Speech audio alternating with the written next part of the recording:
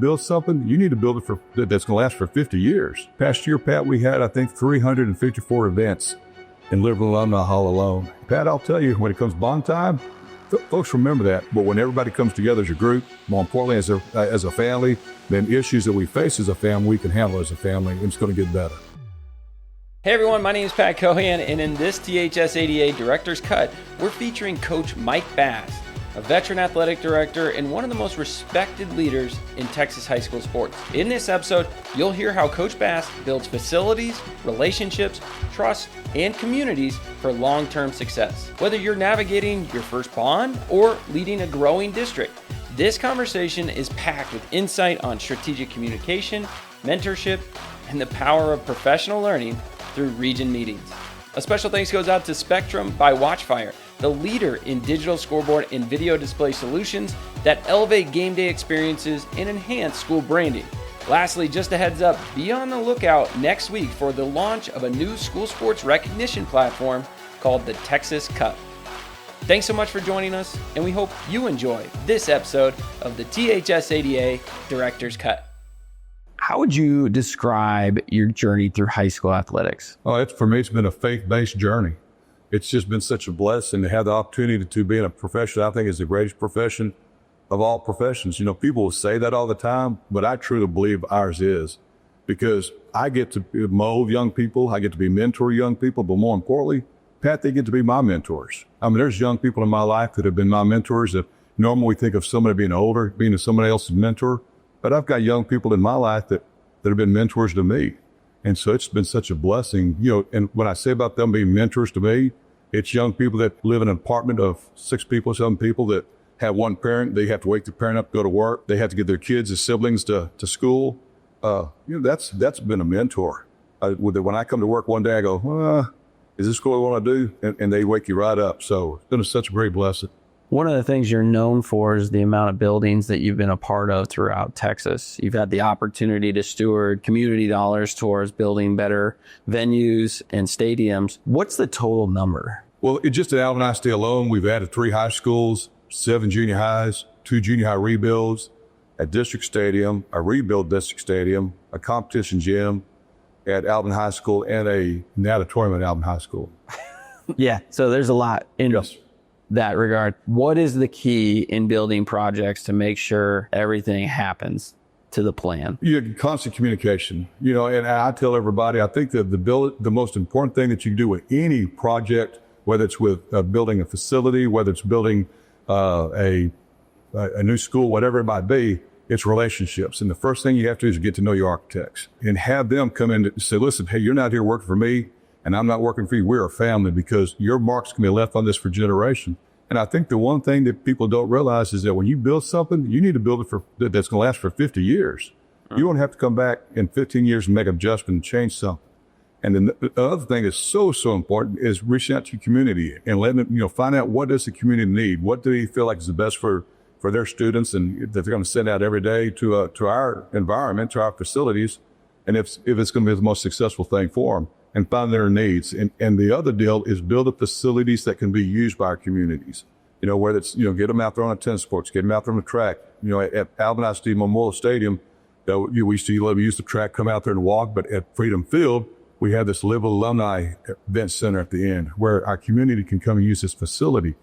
And Pat, I'll tell you, when it comes bond time, folks remember that facilities that we're building are for our communities, and allows them to go, you know what? Hey, they're doing the right thing at Alvin ISD. We're going to vote yes for that bond. As opposed to building facilities just that look like the college stadium or the college facility, and really people don't utilize, the community can't utilize all the bells and whistles that were paid for. Pat, absolutely. That's one thing that we made sure at Freedom Field, you know, it's used by football, it's used by soccer.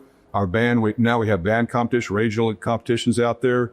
We've had concerts out there. We've had a faith night with the FCA. That facility is used. We've had people come out and take wedding pictures. It's an exciting place to come be a part of. And then we have that, you know, Liberty Alumni Hall at the end that holds 800 lecture style or 560 banquet style. And so, you know, people can come in and use that facility as well. So the community gets to use it. It's just a great, you know. Where do you draw the line?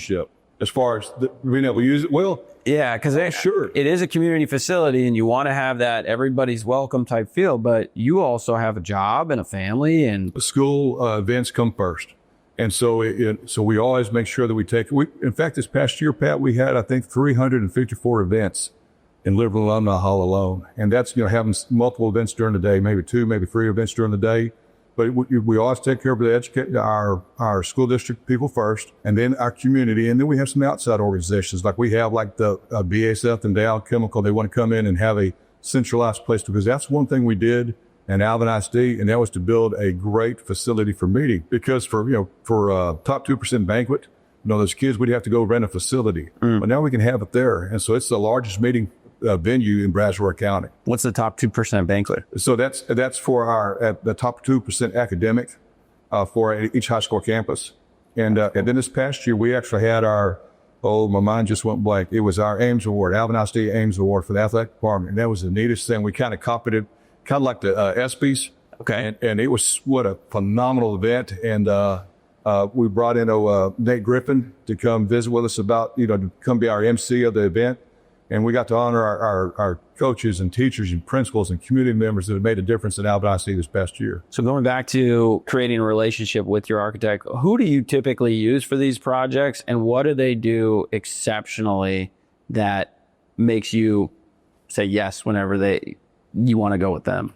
Well, Alvin ISD has some great partnerships with a lot of architect groups, but one of the groups that we've done a lot of work with is for the athletic department. It's been StanTAD. And again, it's that relationship. It's so important that I could reach out to them at any moment and know them by first name and call them and go, hey guys, I hear this. Or they say, Coach Bass, you got a change order that you might need to look at. And they make sure that we're aware of anything that's going to happen to any decisions we've already made prior to the decision of maybe having a change order. And that's so important, because if you have a plan to, you want your weight room this way, or you want your locker room this way, and then all of a sudden it gets changed on you and you don't know about it, that creates issues. And what they've always done is communicate with us, make sure we're part of every meeting, this to every one of us, that not one person is greater than the other individual that's in the meeting. And it just makes you have that atmosphere that I'm sitting across, a brother or sister that really care about the facility built. And it's not just for their name. It's they want to make sure that their product lasts for, 50, again, the 50-year mark, that's the mark, Pat. And what advice do you tell other athletic directors when choosing an architecture firm? Research it. Research them and contact other athletic directors, find out what success it has. Because again, just like with any firm, architect firms, some are better at certain buildings than other buildings. Right. And what are your needs? And then research with these other athletic directors. They'll be honest with you, which I always am. I go, yeah, guys, this is how I feel about this architect group.